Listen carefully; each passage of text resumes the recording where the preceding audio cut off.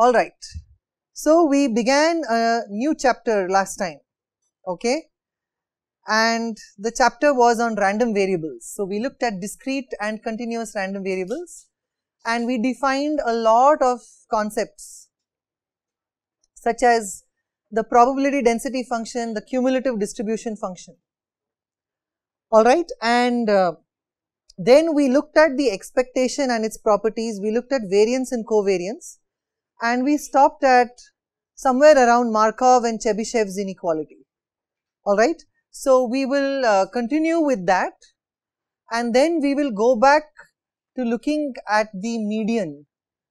Alright, because we have to do a particular proof related to the median, which we did not do last time. And after that I will move ahead with weak law of large numbers, joint and conditional CDFs, PDFs and so on. Alright, so let's move on to Markov's inequality. Alright, so Markov's inequality states that let x be a random variable that is non-negative, and then for any a greater than 0 we have the probability that x is greater than or equal to a being less than expectation of x divided by a. And I think we did the proof last time, correct? We did this proof, okay, so I am not going to repeat it. Then using Markov's inequality we derived Chebyshev's inequality. Alright, and this version of Chebyshev's inequality is a lot more elegant and compact than the other versions we have seen in the earlier chapters, okay. So the proof, first of all, the proof of Chebyshev's inequality follows almost immediately from Markov's inequality, right. So the only sort of thing, only real step is we are going to regard x minus mu squared as a non-negative random variable, alright, because x is a random variable and this is a function of x and clearly it is non-negative. So it satisfies the sufficient condition for Markov's inequality.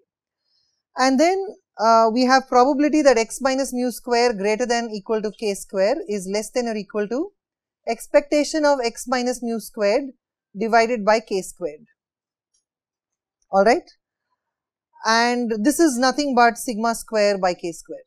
So consequently I have probability of x minus mu square greater than equal to k square is less than or equal to sigma square by k square, and I can just replace this event by the equivalent event that x minus mu absolute value is greater than or equal to k, and of course the bound on the probability remains unchanged. So this is the proof of Chebyshev's inequality. Now we can consider another form, okay, which is more intuitive. So instead of this k, we can replace it by k sigma, because that tells you how many standard deviations away from the mean, right, that was missing in the earlier form. So there's nothing really very different. You are going to replace k by k sigma, and then this bound on the right hand side is going to reduce to 1 by k squared, and this was the form that we had earlier seen, okay.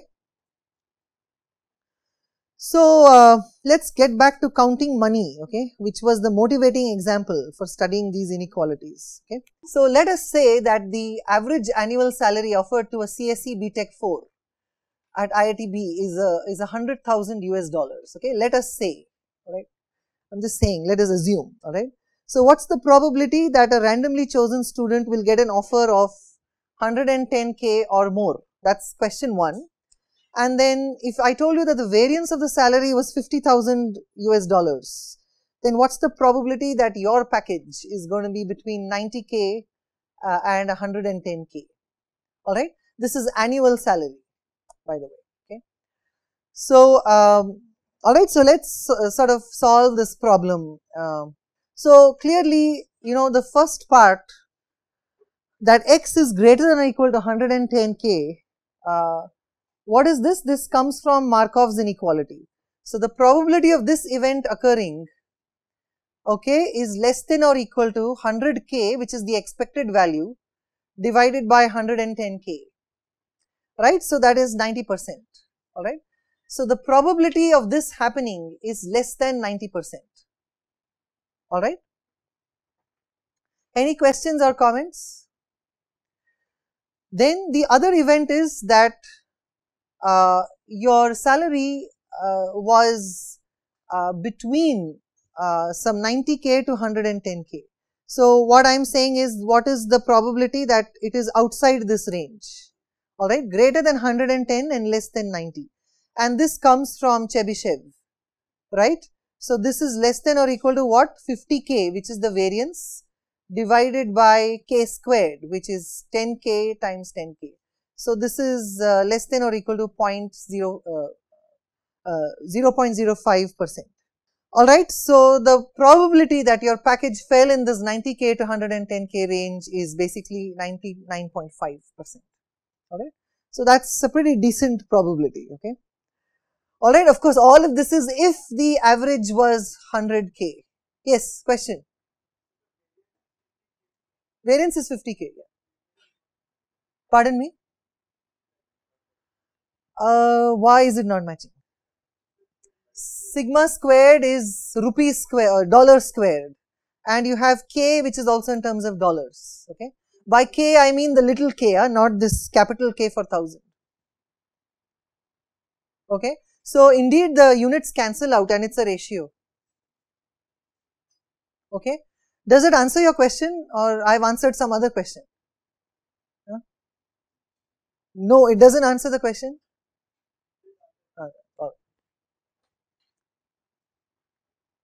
So of course the units match. Alright.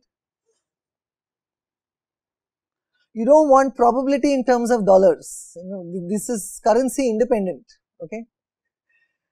Okay. Now we are going to look at the expected value a little bit more closely, and we are going to study a law which is called as the weak law of large numbers. See, if so many people talk in class, then I cannot hear myself. Right? That's not a good thing.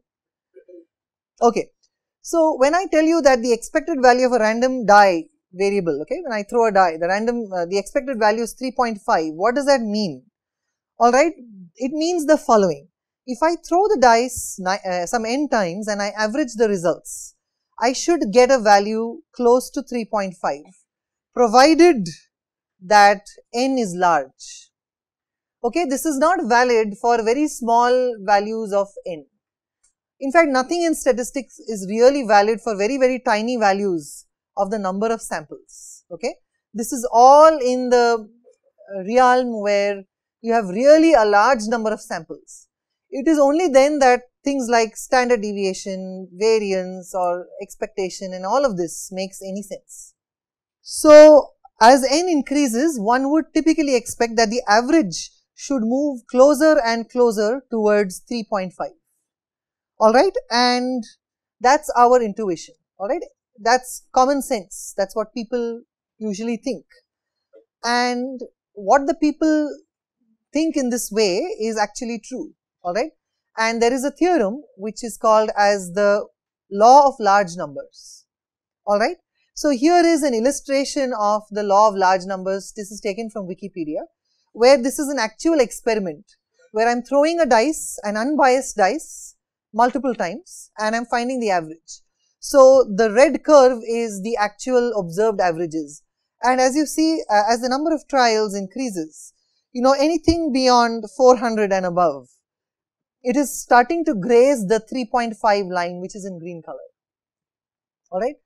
So this is like an experimental confirmation of our intuition, right? But there is a proper full-fledged theorem about this, which is called as the weak law of large numbers. So our intuition, which I spelled out on these earlier slides, has actually a rigorous theoretical justification. Alright, so what is this theorem? So let us say x1, x2 all the way through to xn. These are a sequence of independent and identically distributed random variables, each having mean mu. I will spell out the definition of independent random variables properly later on. Okay, right now just take my word for it. I will also spell out later on a few lectures down the line what I mean by identically distributed, but for now just leave it. Okay. So each of these random variables has expectation mu. Then we can say the following. you pick any epsilon greater than 0, then the probability that this average, so what is this? X1 plus X2 plus Xn divided by n, right? This is the arithmetic mean of all those guys. The probability that this average deviates from the mean, now this is the true mean, okay? This is the true mean of the random variable, not the result of experiments, okay? So that is mu. So the probability that this computed mean deviates from the true mean by a value of more than epsilon, alright, this is the event that we are concerned. The probability of that event is going to tend to 0 as n tends to infinity, alright. So in other words, given any epsilon, alright, it's going to be increasingly unlikely that my computed average is going to deviate significantly from the what is considered to be the true average. So what do I mean by true average? You know that if I throw a dice and it's totally unbiased, you should get an average value of 3.5, right? So that's very simple arithmetic. But what I'm saying is, as I indeed throw the dice more and more often, I'm going to approach this value of 3.5. So the mu is 3.5 and these are my calculations here, alright. So this is called famously as the weak law of large numbers. Yeah.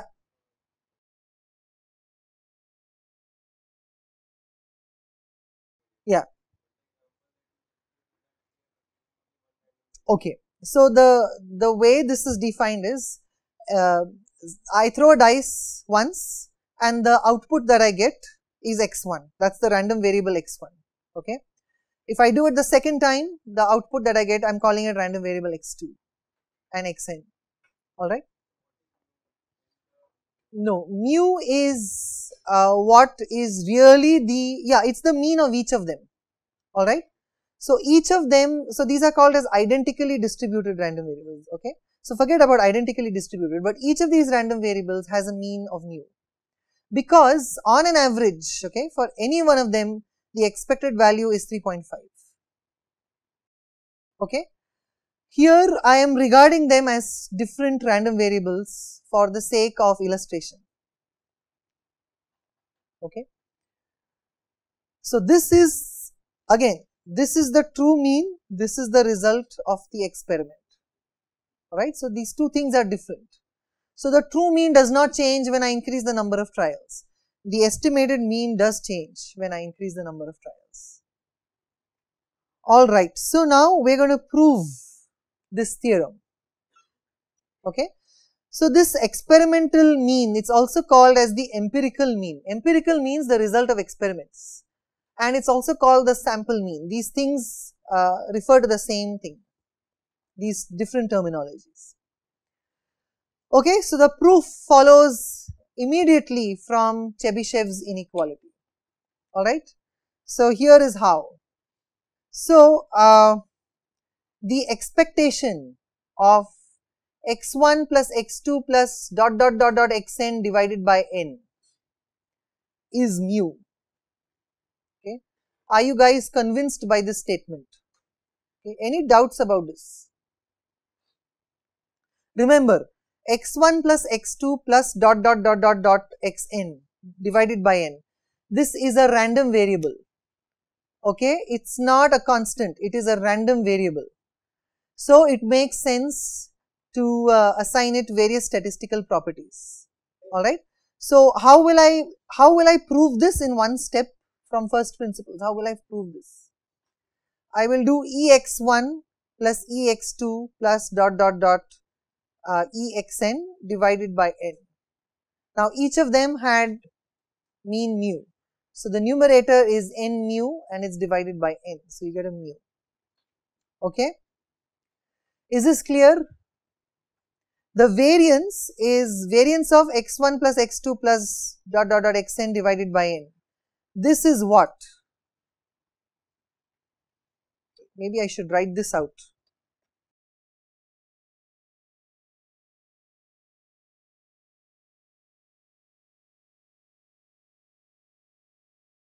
See, this n is a constant, alright.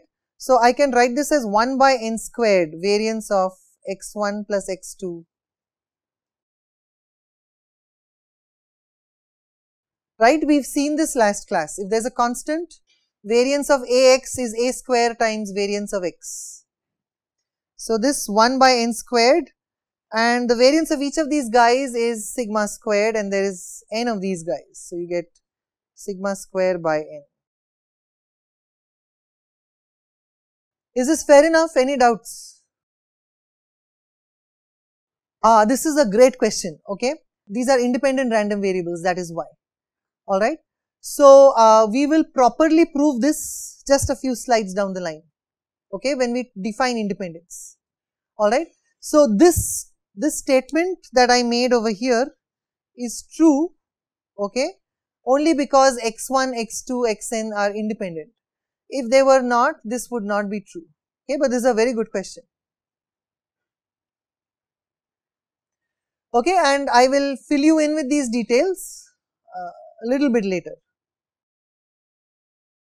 So we get the variance to be sigma square by n, and therefore now what is left? Just you have to plug into the formula for Chebyshev, and we have the random variable x1 plus x2 plus dot dot dot dot dot xn divided by n minus mu. Okay, this probability being greater than epsilon is less than or equal to sigma squared by n epsilon squared. Alright, so what is the epsilon? You tell me whichever epsilon you want. It may be arbitrarily small in value, but this still holds. So you got sigma square by n epsilon squared, right? So now when you take the limit of this probability when n tends to infinity, this probability is less than or equal to 0, right? So then that basically proves the weak law of large numbers. Alright, very straightforward application of Chebyshev's inequality. Right, fair enough? Questions or comments? I will identically distributed random variables are random variables that have the same distribution. Okay, the same distribution. In this case, what is the distribution? 1, 2, 3, 4, 5, 6, all of these taking all of these being equiprobable, that is the probability that each of these numbers shows up on the dice is 1 by 6, alright. So all these random variables x1, x2 all the way through to xn have the same probability mass function in this particular case, okay, because they are discrete, right. So that is the meaning of identically distributed. So this limit n tends to infinity goes to is equal to 0, alright. So now this was the weak law of large numbers. There also exists something which is called the strong law of large numbers, alright, which is really not part of our syllabus, but I am just mentioning it in the passing. The strong law basically states in the limit when n tends to infinity, this average, okay. So the limit n tends to infinity, this average being equal to mu, okay, this is equal to 1. Okay. So probability of this event does not tend towards 1, but it is equal to 1, alright. So it is stronger than the weak law. However, for practical experiments, it does not make much of a difference. Okay. If you study advanced probability theory, it is of use or relevance over there. General experimental results, this does not make much of a difference, alright. So this is stronger than the weak law because the strong law states that the probability of the desired event, that is that the empirical mean be equal to the actual mean, is equal to 1 given enough samples. The weak law states that it tends to 1, alright. So the strong law is slightly stronger, so to speak. The proof of the strong law is very, very formidable, okay, and it is completely beyond the scope of this course. If you take a very, very advanced probability theory course in a typical mathematics department, okay, that is where you would study proofs of that nature, okay. Alright. So now let us move on to a slightly lighter subtopic, okay, before we get into more advanced stuff. Okay. So, there is this thing called as the law of averages, which we speak of in day-to-day life. Alright. So, as laymen, if we tend to believe that if something has been going wrong for a very long time, then somehow, it will suddenly turn right. Okay. And we say that is the law of averages. Alright. So, for example, I knew somebody who flunked his driving test some 4 times. Okay. For very strange reasons every time. Okay. And then, we used to all joke around and say that, if you flunked this 4 times and next time, 5th time, you're going to be lucky. Okay. And it's going to change by the law of averages. Alright. So, India losing against Australia in cricket, okay, 4 times in a row. Then we say by law of averages, we will win the 5th time. Okay. So, the law of averages, okay, this is okay in, for everyday conversations, but statistically speaking, it is not true. Alright. It is a fallacy. In fact, it is called as the gambler's fallacy, which I will explain next slide. Okay. So, it actually reflects wishful thinking on our part. We really want things to turn out for the better, and then therefore, we've made it into a law of averages. Okay. So, the core mistake that is being made here is that the distribution of samples among a small set of outcomes. Okay. So, we are trying to estimate the distribution of samples from from a very small sample set and say then it's going to be working out for everything. Alright, so for example, let's say a gambler independently tosses an unbiased coin 20 times and gets a head each time. And then you can apply the law of averages and say the next time I'm really going to get a tail because of law of averages. Alright, so this is a fallacy. This will not hold true. Okay. And the mistake is as follows. The probability of getting all 21 heads is 1 by 2 raised to 21. The probability of getting 20 heads and 1 tail is also 1 by 2 raised to 21. Alright. So, the law of averages, alright, as we tend to think of it, is not true. Okay. Each of these configurations is equally probable. You could think of having the number of heads and the number of tails. That's a different matter. Okay, but as such, these events are equal probable. Okay. And remember, what is the real thing that is going on here? 20 is a very small number, statistically speaking. Okay.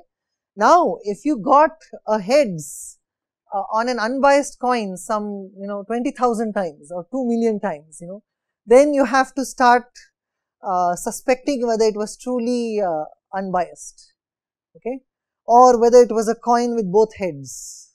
Okay. So, that kind of thing. Alright. Okay. Now, before I move on to joint PDFs, PMFs and stuff like that, let us go back a couple of slides and do that proof on the median. So, what proof am I talking about? So, last class we proved that the quantity which minimizes expectation of x minus c squared is E of x, which is mu in this case. So, we proved that it was a 2-3 step proof. Now, we are going to change this x minus c squared to x minus c absolute value. Alright. So, in other words, I want to find a value c such that the expectation of x minus c absolute value is minimized. Okay. So, this is the proof for that. So, which is the quantity I want to minimize? Jc equal to integral minus infinity to infinity x minus c absolute value fx x dx. So, why am I saying I want to minimize this? What is this quantity indicating? Expectation of x minus c absolute value. That is what I want to, okay. So, I have just written it out in more elaborately. So, now I am going to do the following. I am going to split this integral into 2 integrals, negative infinity to c x minus c fx x dx and c to infinity. Alright. Any questions about this step? Now, I do not like this absolute value, alright. So I am going to remove it. I have to be careful when I am doing so. So in the first term, see, the integral is over all values x which are necessarily what? Less than c, less than or equal to c, right. So I am going to change this to c minus x fxx dx, and the other term contains values that are greater than c. So I am going to write this as x minus c. I am going to change the absolute value to x minus c. So I have these two integrals, okay. Right, any issues in this step? Okay, then I am going to open out the brackets and I get minus infinity to c fxx dx minus x fxx dx from negative infinity to c, right. So the first term I have split into two terms, and likewise this second term over here I am going to split into another two terms. Which two terms? This one and this one. So c to infinity x fxx dx and c fxx dx. Okay. Now, what can you do to this term in terms of what all we have studied? Okay. So, in this first term, c of course is a constant independent of x. And what about the other guy? It is an integral from negative infinity to c of the probability density function, right. Fxx is the probability density function. So, when you do this integral, what do you get? Yeah, you get the CDF, okay. So, this guy becomes the CDF, and the CDF at C, to be very precise, right. And why did I do so? It is the very definition of the CDF. Now, look at this guy, the last term. This C comes out as is, and now it is an integral from C to infinity of the probability density function, right. And what is that? That is 1 minus fxc, okay. So, it is 1 minus fxc. So, these two terms are dealt with.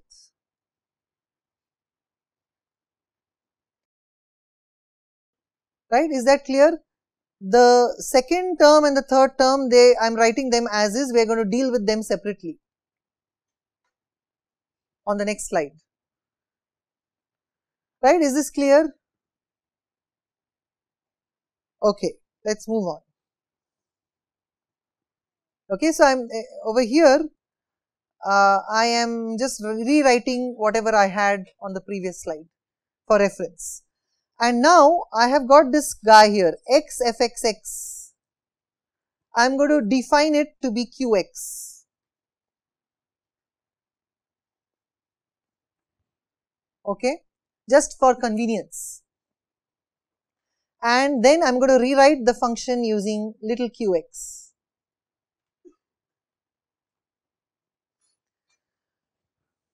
Alright, is this clear what I have done here?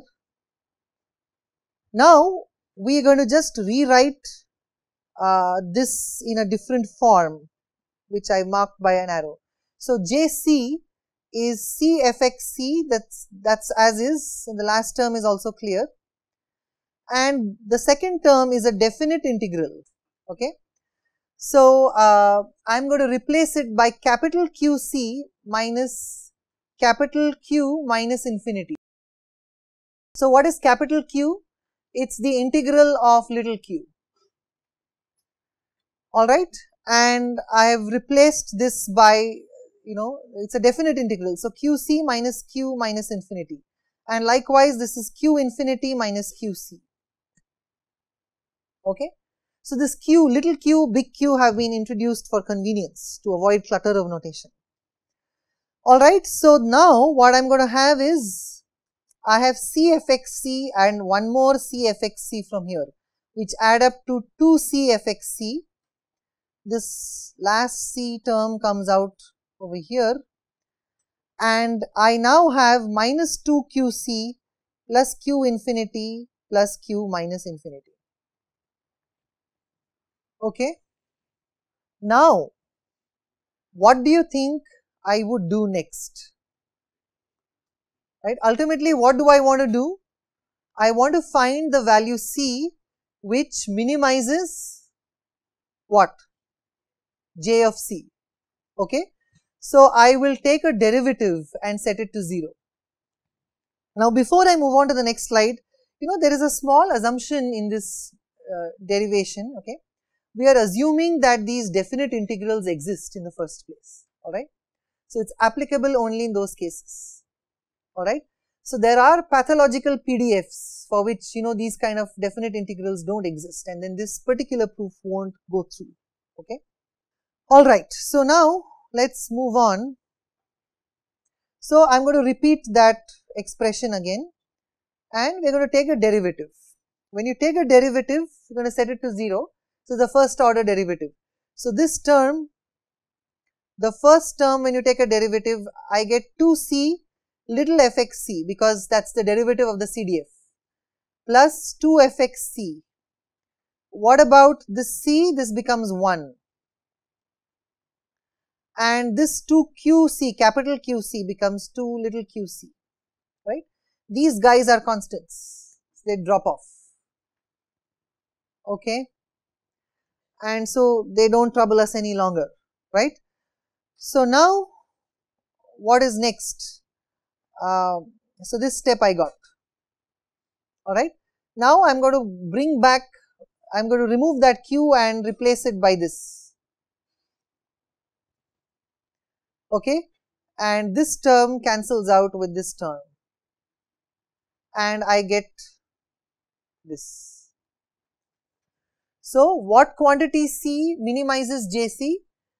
It is that value of C for which fxc is half, and that is what? That is the median, okay. Alright, so this is the median by definition, and it minimizes JC, okay. Now, of course, there is one tiny little step left. You should do the second derivative test, okay, and indeed you will see that J double prime C is greater than or equal to 0, okay. I am not going to do it here in class, you can try it out. Okay, so this is the definition of median for continuous random variables. Okay, so it's slightly different, superficially speaking, it is different from what you have for a discrete, but conceptually it is not very, very different. Now, there comes the question as to whether this C is unique, alright. So, this is an equation which really speaking does not have a closed form as such. So, will this be unique? Will it always be unique? No, okay. There are cases where, let us say, a particular probability, in interval measure was 0, okay. So, in that case, you will basically get non-unique medians. So, it will be an entire range of values, any one of which could satisfy to be median. So, an equivalent way of looking at it is, if you plot the curve of the CDF, there will be some place where it is running parallel to the x-axis. So, it is not strictly increasing in that regime.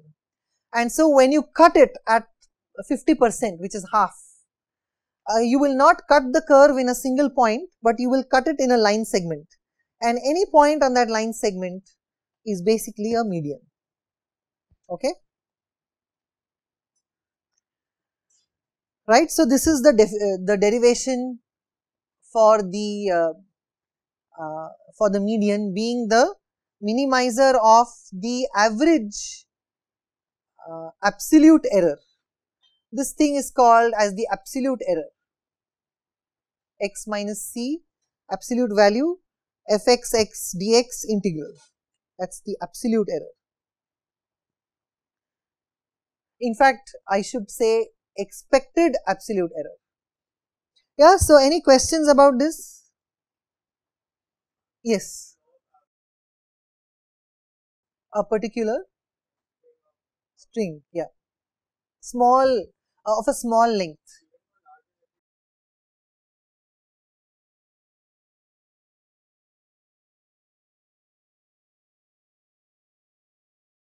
Yes. But that's why I said, the gambler getting 20,000 heads on a coin, okay, is extremely unlikely, right? Okay, now we are going to look at joint, we are going to look at uh, tuples of random variables. Alright, so far we were looking at individual random variables. Now we are going to consider groups or tuples of random variables. Alright, because in statistics you often see that one random variable has a relationship with another. Alright, so we have seen this somewhat in class when we did the correlation coefficient. Alright, CPI versus salary offerings at the time of placements. These are highly correlated random variables.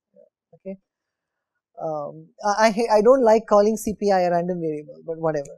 Okay, then amount of sugar consumed, and the readings you get in a blood sugar test, so on. Okay, so we are going to define joint versions of all these quantities. Okay, so the joint CDF. So given continuous random variables x and y, their joint CDF is defined as capital F x y subscript. Okay, little x little y. So little x little y are the values, x and y capital are the random variables. So this is the probability that x less than or equal to x and y less than or equal to y. So what kind of an event is this? This is an intersection of two events. Alright. So this is called as the joint probability. And this is the joint CDF. Right? Any questions about this? This comma basically means x less than or equal to x and y less than or equal to y. And it is an intersection of events. Okay. Okay, the distribution of either random variable. So here we were considering x and y together, right?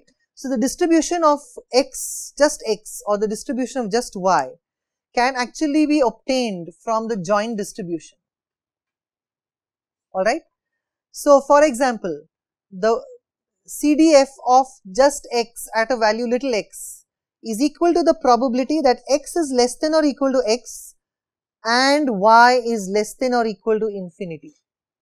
Okay, and this is equal to fxy x comma infinity. I will prove this or give you an idea as to why this is true just a few slides down the line. Okay, if I forget, please remind me. And likewise fy also. So x will be less than or equal to infinity, and this is fxy infinity comma y. And all these definitions, whatever I have spelled out on the slide, extend to more than 2 random variables also. So you can have a whole bunch, like some 10 random variables, some 1000 random variables all together, and you have the joint CDF. Okay, so the event that we are concerned with would be an intersection of about 1000 different events. Okay, so we saw joint CDF. Like that, we have joint PMF also. Alright, this is for discrete random variables, of course. Okay, so the PMF of either random variable, this is called as the marginal PMF, and in fact, I probably missed it.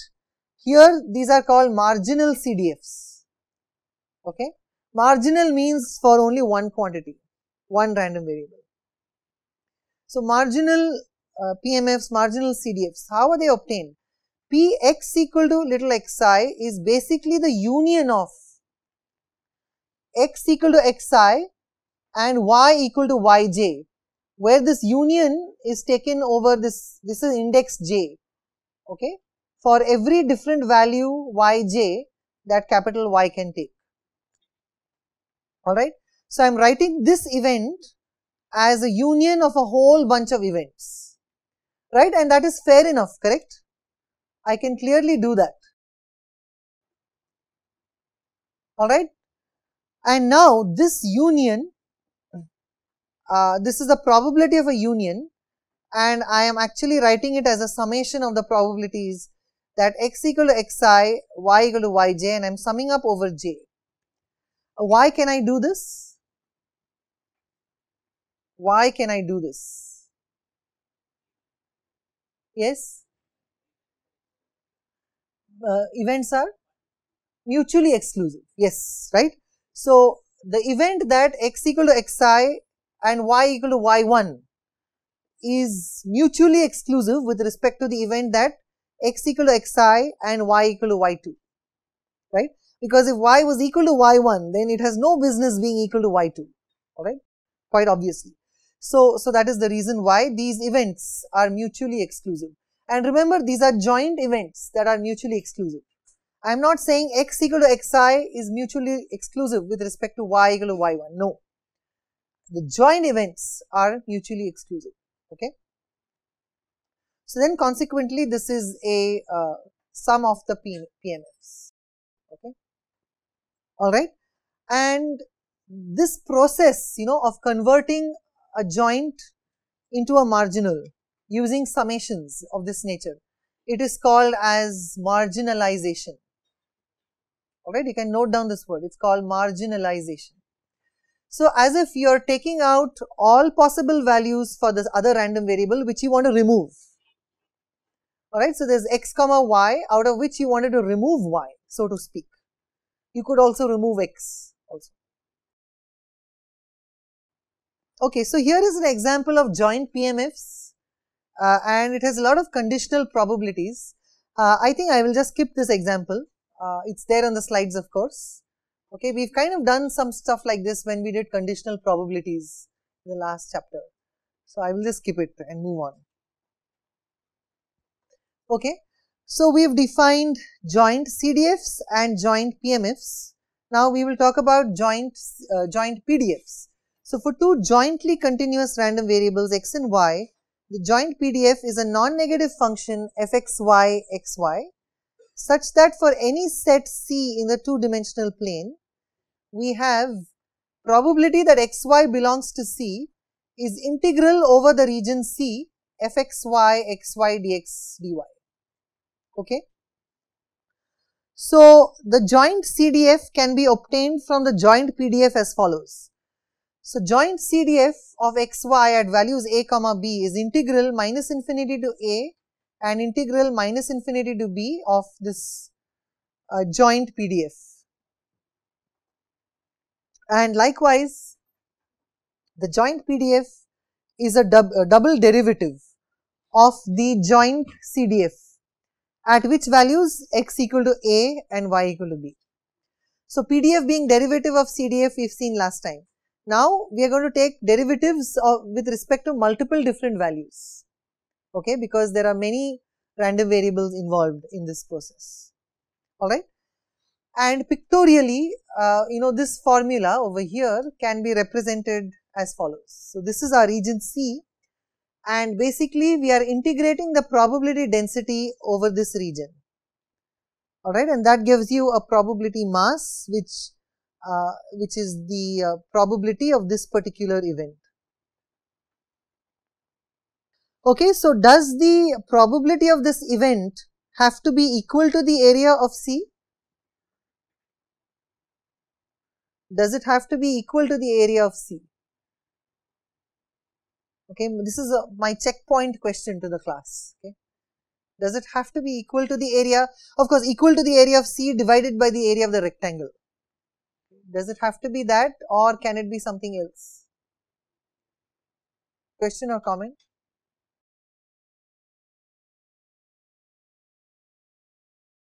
I have not said any such thing. Okay, yeah, so if it is a uniform distribution on this area, then it is fine.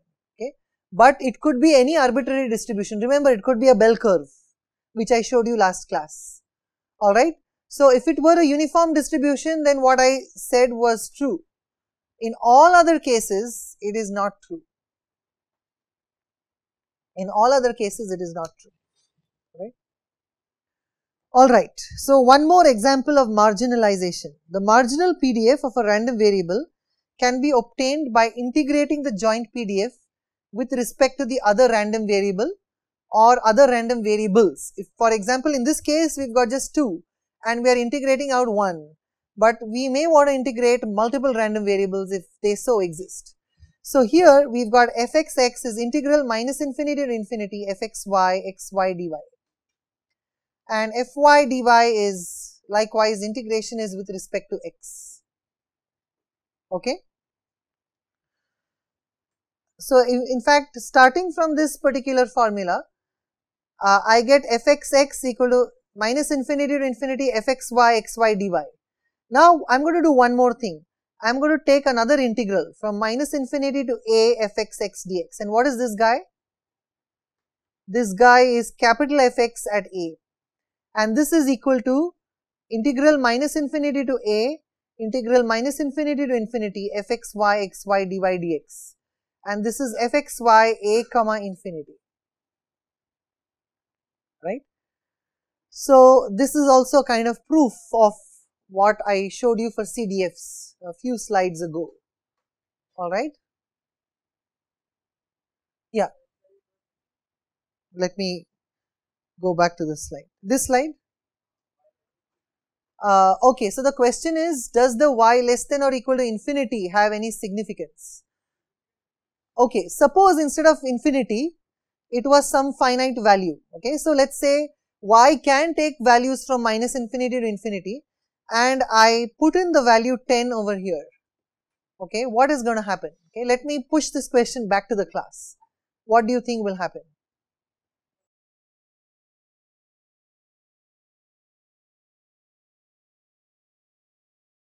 You mean, so you don't like the less than or equal to infinity, or you don't like the less than infinity? Okay, can we hear why you don't like the less than infinity? So basically what I am saying here, okay, what I am saying here is, I have a joint event where x is less than or equal to little x and y could be anything. Okay, so that is what the less than infinity means. All right. Does that answer your question? You're looking very skeptical. Okay. So basically what I'm saying with this notation is that I am placing no restriction on the values of y whatsoever. And that is the same thing as doing a marginal PDF. So when I say I'm not placing any restrictions on y, it means I'm totally ignoring the value of y. And that's what I do when I'm doing a marginal. Okay. All right. Now let's go to a definition of independence. Okay. As it is, I got a lot of questions about what is this independent random variables in the weak law of large numbers. So we'll start answering that question. Okay. So two continuous random variables are said to be independent if and only if for all x comma y, fx xy is fxx fyy. In other words, the joint PDF is equal to the product of the marginal PDFs. Okay.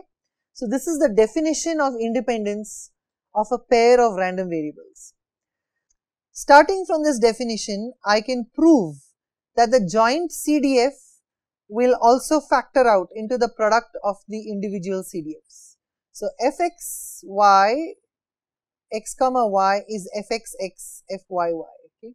Can you prove this? Right? Maybe we should prove this. So we've got this to begin with.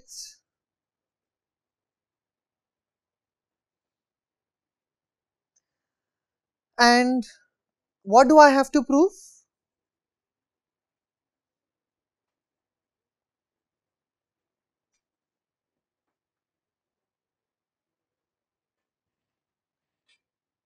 So what am I going to do? What will I do? I will integrate both the sides of this equation. So I'm going to do minus infinity to x minus infinity to y fxy x comma y dx dy equal to minus integral, same limits. Okay.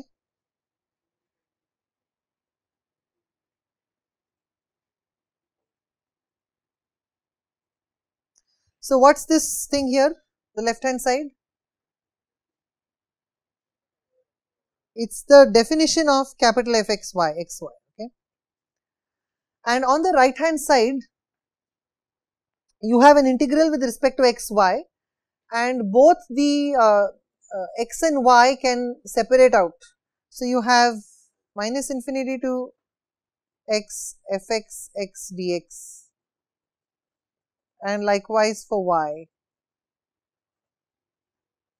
So you have fxx and fyy, right. So these are definitions of the marginal CDFs, and this is the definition of the joint CDF, that is why.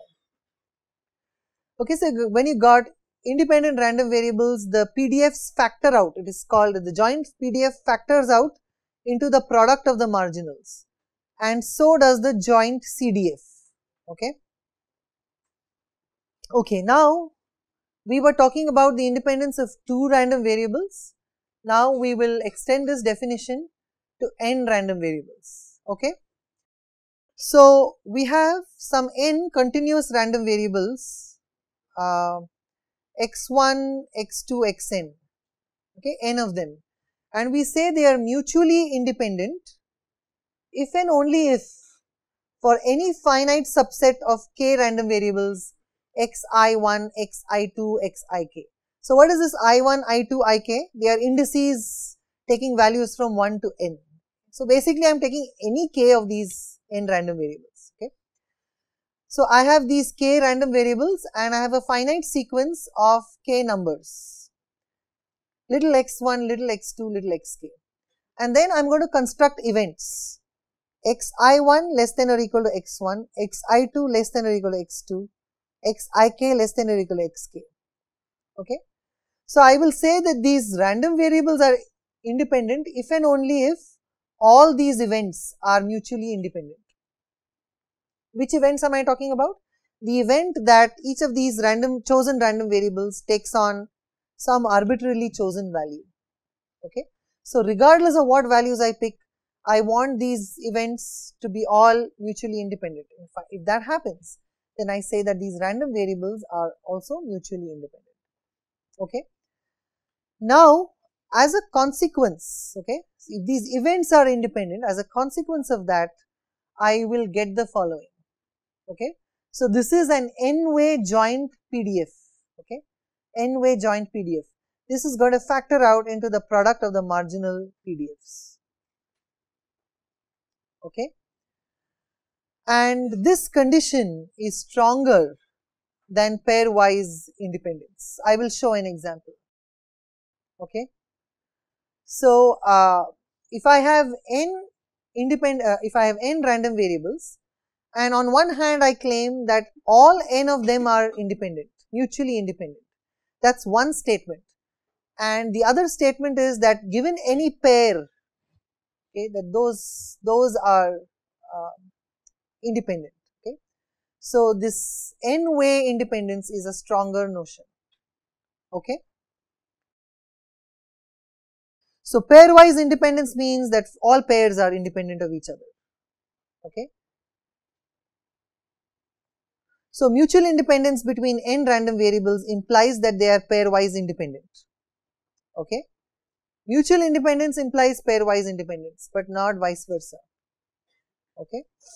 So we will consider a simple example. Okay. So consider a sample space 1, 2, 3, 4, where each singleton element is equally likely to be chosen. So there are 4 values, each of them is probable, each one of them can be chosen with a probability 1/4. Now we are going to construct sets like this. A is 1, 2, B is 1, 3, C is 1, 4. Okay. Now see what happens here. Okay. PA is equal to PB equal to PC is half, but PABC is 1/4, right? Because PABC is what? It's the intersection of ABC. Okay. And then that's going to give you a value of 1, right? Just 1, the set containing only 1, and the probability of that is 1/4, which is clearly unequal to PA, PB, PC. Okay. So ABC are not mutually independent events, but they are pairwise independent. Okay. They are pairwise independent. How? PAB is what? What is the intersection of of A and B? It is 1, which is probability of which is 1/4. PA is half, PB is half, so that's satisfied. And this is also equal to PA, PB. And you can verify this for AC and BC. Okay. So here we had a case where, pairwise these events are independent, but they are not mutually independent. Okay. So when I say some things are mutually independent, that's a stronger statement. Okay. And when we were talking about the weak law of large numbers, when I said independent random variables, I meant that they were mutually independent. All of them were independent. Now, let's move on to few more concepts, okay, about relationships between different random variables. So, the covariance of two random variables x and y, we are going to define this quantity, alright. It's the expectation of x minus mu x times y minus mu y. That's the expectation. This is called the covariance, alright. So, we've seen a quantity like this in class earlier, okay, correlation coefficient, except that there was a denominator term which is not 1. Okay, but here we are looking at the covariance, okay, and we are going to look at the covariance in terms of the expected value of x and y in this derivation. So, we've got expectation of x minus mu x, y minus mu y, and I'm going to open out the brackets and I get expectation of xy minus mu xy minus mu yx plus mu x mu y, right? And using the linearity of the expectation operator, I can write this as expectation of xy minus expectation of mu xy, okay, minus expectation of mu yx plus expectation of mu x mu y, alright. So, let's look at the first term. So, this is E of xy. What about the second term? Okay, I have E of mu xy. Mu x is a constant. Okay, let me repeat this. Mu x is a constant. Why is it a constant? Because it is a property of a random variable. In this case, it's the expected value of the random variable x. So, x is a random variable, but mu x is not a random variable, it is a constant, okay. So, it just comes out of the expectation operator, and this is E of y, which is mu y basically, alright. So, likewise this is mu y, mu x, and this is again mu x, mu y, okay. So, what happens is one of these two terms cancels out with the last term, and then I am left with exy minus mu x, mu y, which is basically exy minus, instead of mu x I write ex, and instead of mu y I write ey, okay. So, the covariance of x comma y can also be expressed as exy minus exey. This form turns out to be very useful when you actually solve problems, okay. You will see that in the next chapter when we will deal with families of random variables and we will derive these values for different kinds of random variables, okay. So, these are two alternate expressions for the covariance of two random variables, alright. So, this covariance has some properties, okay. Covariance x comma y is equal to covariance y comma x, right. Is this true? Right, it should be obvious, right, because it just follows from the commutativity of multiplication. I mean, I can just change the order in which I am multiplying, nothing really changes. So, that is clear. Then covariance of x comma x, this is what? This is the variance of x, is the variance of x, okay. The covariance of ax comma y, alright, is a times covariance of xy. How would you prove this? What would change?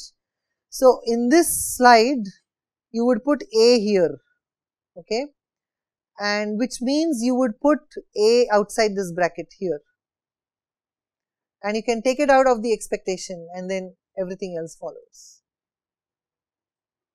right? Simple, right? And then obviously what is the relationship between this and the correlation coefficient, okay? the relation is that Rxy, which is the correlation coefficient between two random variables, is covariance of xy divided by under root variance x times variance y. Alright. I suppose this is clear since all of you know the definition of Rxy. This should be clear, but if it is not, let me know. I can show it to you. Okay. Alright. Now, covariance of x plus z comma y. Okay, that's the next property we are going to look at.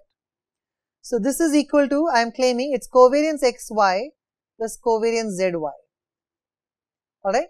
So, what is this? This is like a linearity of covariance. Alright. So, how do we prove this? Covariance of x plus z comma y is E x plus z times y minus E x plus z E y. How can I write this step? Because we proved it here. Okay. So, that step comes from this slide, this part. Alright, carrying further like this. Now, I will open out the bracket. So, this one becomes xy plus zy.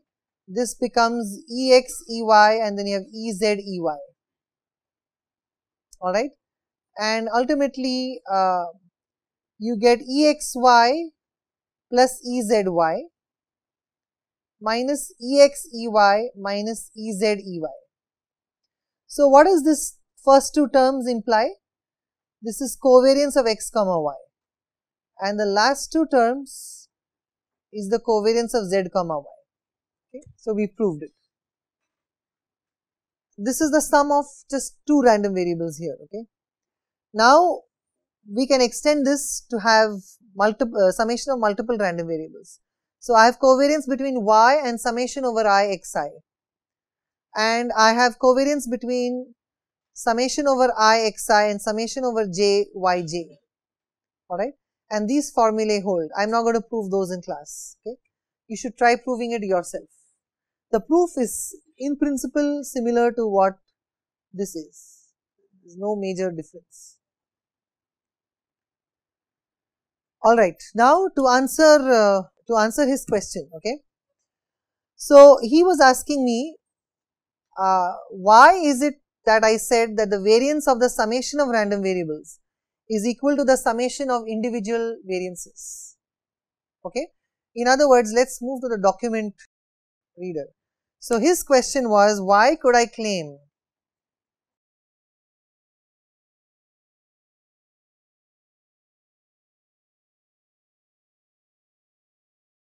okay. Alright, so this claim is true only when all xi's are independent random variables. So, it's true if all xi's are independent.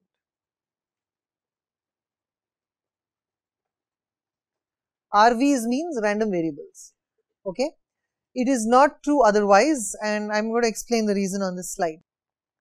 So, variance of summation over I xi is nothing but the covariance of this summation with itself. We showed that just a while ago. Okay. So, then using this property, I would apply this property over here and I get summation over ij covariance xi xj. Alright. Right, what am I doing? This is a property of sums of covariance of sums of random variables, which is the sums of the original individual covariances. Right? So, I am plugging this formula down here and then I get summation over I covariance xi xi. Okay, so these are cases where I and j are identical, and then I have a summation where I and j are not identical. So, I have covariance of xi comma xj. Alright. So, what is covariance of xi comma xi? That is just the variance itself. Okay. And this other guy is covariance of xi comma xj. Okay. it turns out, okay, that for independent random variables, this summation is 0, and not just that, individual covariances are 0. And because of that, the summation of the variances is equal to the variance of the sum of the random variables. Alright. So, that is the answer, except that you have got to prove this. What happens? The covariance of independent random variables. Right. So, if random variables are independent, their covariance is going to be 0. Okay. I think I have a proof of this on the next slide. Here it is. Okay. So, covariance xy is 0 if random variables are independent. Okay. In other words, what's going to happen is E of xy is equal to Ex times Ey. Okay. We are going to prove this. And we are going to prove this for discrete random variables, but a very similar proof exists for the continuous case, which you are encouraged to try out. Alright. So, Exy is what? It is summation over I, summation over j, xiyj, probability of px equal to xi, y equal to yj. Okay. Does everybody understand this step which I am tick marking here? Do you understand this step? Why did I write this? Right? It is nothing but the definition of an expected, the expectation of a random variable. Okay. Anybody who doesn't follow this step, please ask. Alright, so then the random variables were independent, so their joint PMF is going to factor out into the product of the marginals. Alright. So, I have the product of the marginals, and now I can collect all the terms in the summation which depend only on I or which involve only I, and the terms which involve only j. And therefore, I have the luxury of splitting this summation into product of two summations. So, what is this first thing here? It is summation over I xi p x equal to xi, and this is the expected value of x. Likewise, this is the expected value of y. So, we proved that Exy equal to Exey when the random variables are independent. In other words, the covariance is 0, and hence the correlation coefficient is also 0. Okay. So, does this completely answer your question? Yeah. Alright. Yeah, any questions or comments about this? Okay, so there is another way of doing the same proof, similar steps. Okay, I will just leave it for you to study. Okay, and I am going to leave another small optional piece of homework. Okay, I am not going to give out the answer immediately, but maybe next class. Given random variables x and y, covariance x comma y equal to 0 does not necessarily imply that x and y are independent. Alright. So, you are going to prove this statement by giving an example. Alright. So, independent implies that the covariance is 0, but just because the covariance is 0, it does not mean that the random variables are independent. Okay. In fact, the mean, the covariance and the variance together do not give you full information about the random variable at all. They are just some properties, okay, but they are not a complete picture of the random variable. What is a complete picture of the random variable? It is actually either its PMF, if it's continuous, it's the PDF, or equivalently it is the CDF, but not just the mean, variance, covariance. Okay, so you have to do this, you have to think of an example of this kind, and then I will tell you some in the class, next class. Okay, so let me repeat. Independent implies covariance is 0. In fact, random variables whose covariance is 0 are called as uncorrelated random variables. Okay, So, independent implies uncorrelated, but uncorrelated need not imply independent. Okay. So, now there is another concept that is that we need to define. Okay, that is the concept of the conditional PDF, CDF, PMF. So, we have done marginals. Okay, we have done marginal PDF, CDF, PMF. We have also done joint, and now we have to do conditional. Okay. So, if you have random variables x and y with the joint PDF f x y x comma y, the conditional PDF of x given y equal to y is defined as follows. Okay, it is f x given y x given y, and this is equal to f x y x comma y divided by f y y. All right, this is called as the conditional PDF. Okay, and this is the derivative of the conditional CDF with respect to x. It's a partial derivative. All right. So, now we are going to try to understand this particular quantity. Okay. So, the conditional CDF is given as follows. Okay. It's the limit when delta tends to 0 of a particular probability. Which probability am I talking about? P of x less than or equal to x given y lying between y to y plus delta.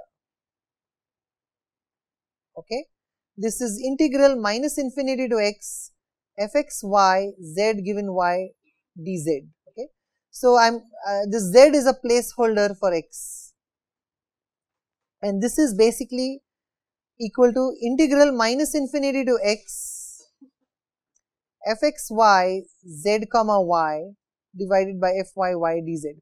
So, I am just substituting this in here.